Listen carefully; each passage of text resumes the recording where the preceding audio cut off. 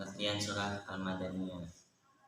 Surah Al-Madaniyah adalah surah atau sebagian besar ayat dalam surah tersebut turun di periode Madinah, yakni setelah umat Islam hijrah ke Madinah pada 622 Masehi.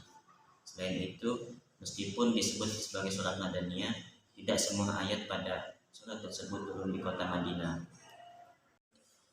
Urgensi ilmu Al-Madaniyah. Urgensi ilmu Madaniyah sangat diperlukan untuk menafsirkan beberapa ayat Al-Quran. Berikut urgensi ilmu Madaniyah. 1. Ilmu Madaniyah sebagai kelengkapan metodologis musafir. 2. Ilmu Madaniyah sebagai pijakan untuk bahasan nasikh mansukh. 3. Ilmu Madaniyah sebagai pijakan. 4. Ilmu Madaniyah untuk mengantar kajian asbabun nuzul.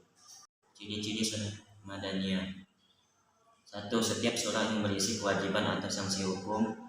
2. Setiap surah yang di dalamnya disebutkan orang-orang munafik kecuali surat Al-Ankabut dan ia adalah Makkiyah. 3. Setiap surah yang di dalamnya terdapat dialog dengan ahli kitab. Ini dari segi karakteristik. Yang diturunkan di Madinah ada 20 surah, yaitu Al-Baqarah, Ali Imran, An-Nisa, Al-Maidah, Al-Anfal, At-Taubah, An-Nur, Al-Ahzab, Muhammad, Al-Fatah, Al-Hujurat, Al-Hadid, Al-Mujadilah, Al-Hasyr, Al-Mumtahana, Al-Jumu'ah, Al-Munafikun, At-Talaq, At-Tarim, An-Nas. Manfaat Al-Madaniyah. Pembelajaran ilmu Al-Madaniyah tentu banyak sekali manfaatnya, antara lain yaitu kita dapat menafsirkan Al-Quran, kita dapat mengetahui sejarah hidup Nabi dan juga umat terdahulu.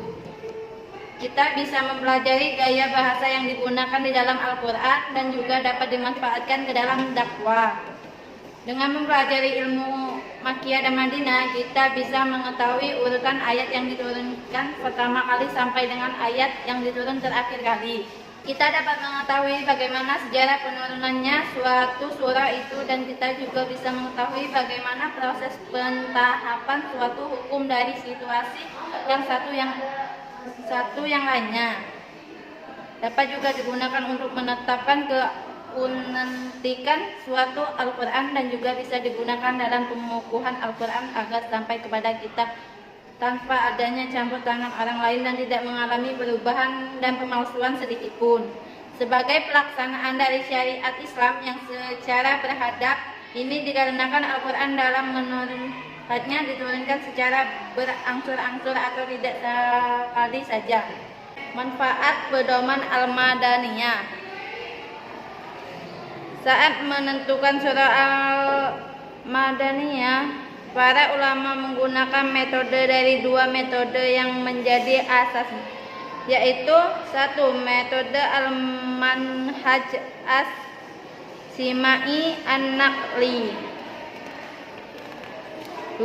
Metode Al-Najah Al-Qiyas Al-Ijtihadi. Faedah mengetahui Makkiyah dan Madaniyah. 1. Untuk dijadikan alat bantu dalam memahami pemahaman Al-Quran. 2.